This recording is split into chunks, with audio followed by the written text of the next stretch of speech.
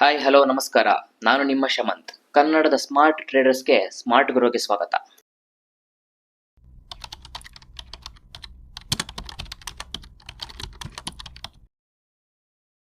ನಮಸ್ಕಾರ ಸ್ನೇಹಿತರೆ. ನಾವಿವಾಗ ನಿಫ್ಟಿ ಮುಂದಿನ ವಾರದ ಅನಾಲಿಸಿಸ್ ಅಂದರೆ ನಿಫ್ಟಿ ಸೆಪ್ಟೆಂಬರ್ 4th ವೀಕ್ನ ಅನಾಲಿಸಿಸ್ ಮಾಡೋಣ. ಈ ವಾರ ವೀಕ್ಲಿ ಟೈಮ್ ಫ್ರೇಮಲ್ಲಿ ನಿಫ್ಟಿ ಯಾವ ಥರ ಕ್ಲೋಸ್ ಕೊಟ್ಟಿದೆ ಅಂತ ನೋಡೋಣ. ಒಳ್ಳೆ ಗ್ರೀನ್ ಬುಲ್ಲಿಶ್ ಕ್ಯಾಂಡಲಲ್ಲೇ ನಮಗೆ ಕ್ಲೋಸ್ ಕೊಟ್ಟಿದೆ ನಿಫ್ಟಿ. ಲಾಸ್ಟ್ ವೀಕ್ ಏನು ಕ್ಲೋಸ್ ಕೊಟ್ಟಿತ್ತೋ ಆ ಲೆವೆಲ್ನಿಂದ ಮೇಲಕ್ಕೆ ಒಳ್ಳೆ ಕ್ಲೋಸೇ ಕೊಟ್ಟಿದೆ. ಆದರೆ ಮೇಲ್ಗಡೆ ಸ್ವಲ್ಪ ರಿಜೆಕ್ಷನ್ ತೋರಿಸಿದೆ. ಯಾವ ಲೆವೆಲಲ್ಲಿ? 25,450 ಲೆವೆಲಲ್ಲಿ ರಿಜೆಕ್ಷನ್ ತೋರಿಸಿದೆ. ನಾವು ಲಾಸ್ಟ್ ವೀಕು ಏನು ಅನಾಲಿಸಿಸ್ ಮಾಡಿದ್ವಿ ಫಸ್ಟ್ ನೋಡೋಣ. ಲಾಸ್ಟ್ ವೀಕ್ ಅನಾಲಿಸಿಸ್ ಪ್ರಕಾರ ನಮಗೆ ಇಲ್ಲಿ ಒಂದು ಪ್ಯಾಟ್ರನ್ ಕಾಣ್ತಾ ಇದೆ ಅಂತ ನೋಡಿದ್ವಿ. ಆ ಪ್ಯಾಟ್ರನ್ ಪ್ರಕಾರ ಇದು ಡಬ್ಲ್ಯೂ ಪ್ಯಾಟ್ರನ್ನಲ್ಲಿ ನೆಕ್ ಬ್ರೇಕ್ ಆಗಿ ನಿಫ್ಟಿ ಮೇಲಕ್ಕೆ ಹೋಗ್ತದೆ. ಅದ್ರ ಪ್ರಕಾರ ಈ ಪ್ಯಾಟ್ರನ್ ಫುಲ್ಲು ಕ್ಲೋಸ್ ಆಗೋದೇ ಆದರೆ, ಈ ಪ್ಯಾಟ್ರನ್ ಪೂರ್ತಿ ಆಗೋದೇ ಆದರೆ ಇಲ್ಲಿ ತನಕ ನಿಫ್ಟಿ ಬರಬೇಕು.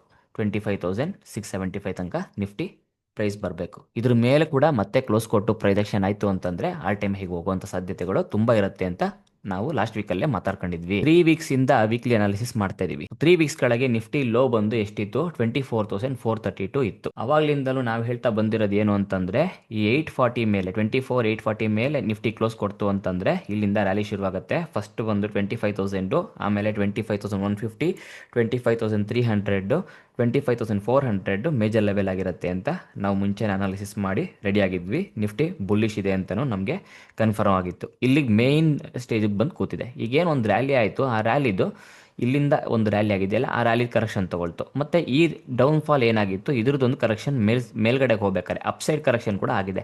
ಇವಾಗ ಈ ಲೆವೆಲ್ ಏನಿದೆ 25,500 ಏನಿದೆ ಅದು ಮೇಜರ್ ಲೆವೆಲ್ ಆಗಿದೆ. ಅದ್ರ ಮೇಲೆ ಪ್ರೊಜೆಕ್ಷನ್ ಆಯಿತು ಅಂದರೆ ನಮಗೆ ನಿಫ್ಟಿ ಕಂಟಿನ್ಯೂಷನ್ ಆಗುತ್ತೆ, ಬುಲ್ಲಿಶು ಇನ್ನೂ ಕಂಟಿನ್ಯೂ ಆಗುತ್ತೆ ಅಂತ ನಾವಿಲ್ಲಿ ನೋಡಬಹುದು. ಇವಾಗ ನಿಫ್ಟಿ ಡೈಲಿನಲ್ಲಿ ಏನಾಗಿದೆ ಅಂತ ನೋಡೋಣ. ಮಂಡೇ ಓಪನ್ ಆಗ್ತಿದ್ದಂಗೆ ಲಾಸ್ಟ್ ವೀಕ್ದು ಏನು ರ್ಯಾಲಿ ಆಗಿತ್ತು ಅದರದ್ದು ಒಂದು ಕರೆಕ್ಷನ್ ತಗೊಳ್ತು.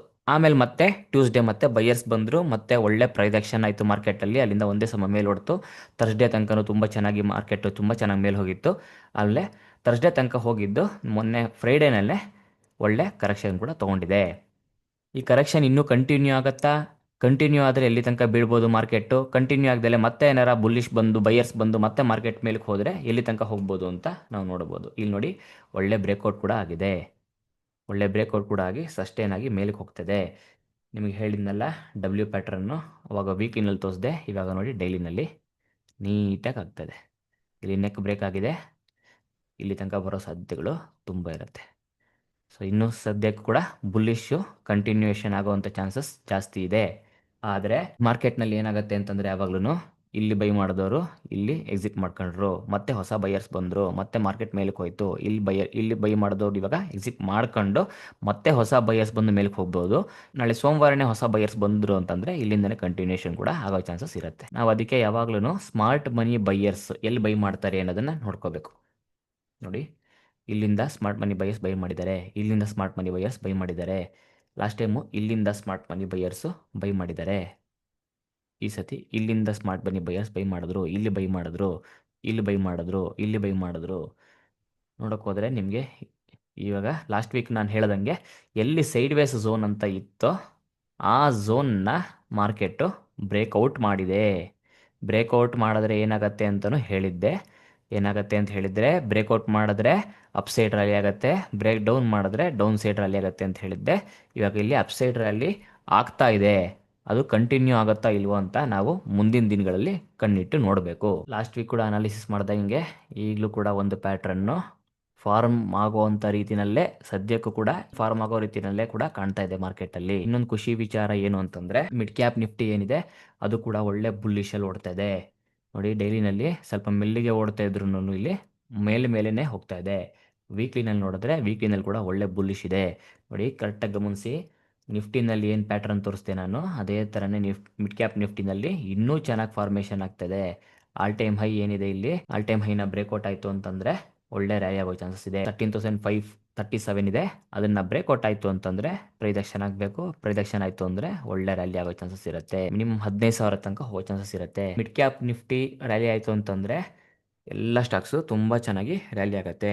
ಆಟೋಮೆಟಿಕ್ಕಾಗಿ ಎಲ್ಲ ಸ್ಟಾಕ್ಸು ಆಗುತ್ತೆ. ಸ್ಮಾಲ್ ಕ್ಯಾಪು ಆಗೋಕ್ಕೆ ಶುರುವಾಗುತ್ತೆ, ಲಾರ್ಜ್ ಕ್ಯಾಪು ಆಗೋಕ್ಕೆ ಶುರುವಾಗುತ್ತೆ. ಸೊ ನೆಕ್ಸ್ಟ್ ಡೌ ಜೋನ್ಸ್ಗೆ ಬರೋಣ.